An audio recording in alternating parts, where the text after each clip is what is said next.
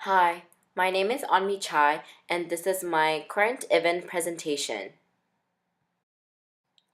My case is between Younger and the City of Toronto, and this issue lies under the Human Rights Code.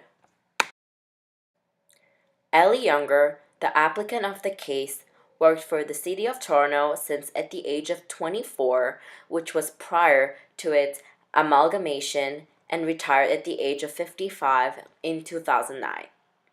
At the time of amalgamation, the old City of Toronto provided post 65 retirement benefits to employees with 10 years of credited pensionable service as long as they were at least 55 years old when retired. On January 1st, 1999, this requirement to be within 10 years of normal retirement age was changed so that a retiring employee only needed to be within 15 years of normal retirement age. With respect to employees who had previously been employed with the old City of Toronto and North York, it contained the note.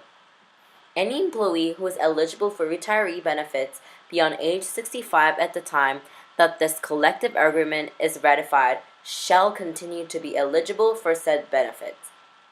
However, after ratification of the collective agreement on May 11, 2000, the city and the union disagreed about the interpretation of the note, and the applicant had 22 years of service and was 46 years old.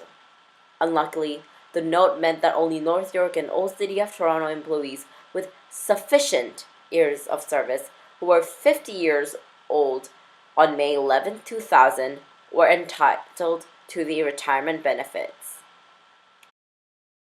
So I could find two different issues by analyzing the facts of the case, and there were: first, was the applicant qualified to receive the old retirement plan considering the old and changes in the note? Second, does this issue fall under the Human Rights Code? To overview the final decision of the case, the application was dismissed.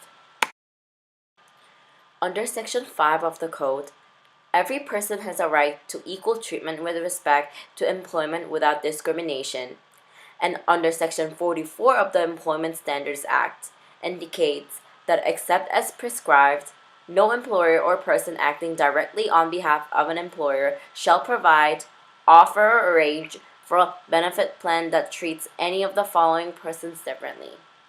However, in this specific case, the applicant had not yet attained the age of 50 at the time of ratification, and so there was no differential treatment.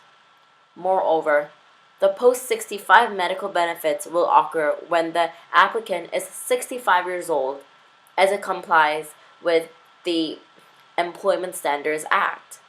Therefore, there is no reasonable prospect that the applicant could demonstrate that the denial of post-65 benefits discrimination is contrary to the Human Rights Code.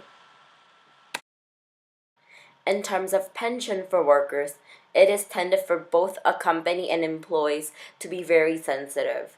When a company faces either a merge or division, the company either keeps them the same or adjusts those pension plans for workers to make sure they are affordable at the current status. In this specific case, it is true that the attendant might feel unfair for the fact that he is not able to get what he could have got according to the earlier policies. But before appealing any of the concerns, it is crucial for him to overview the policies in details and categorize them under different sections. So this is my survey question. Do you think the policies should change as the company faces the amalgamation, or should it remain the same for employees?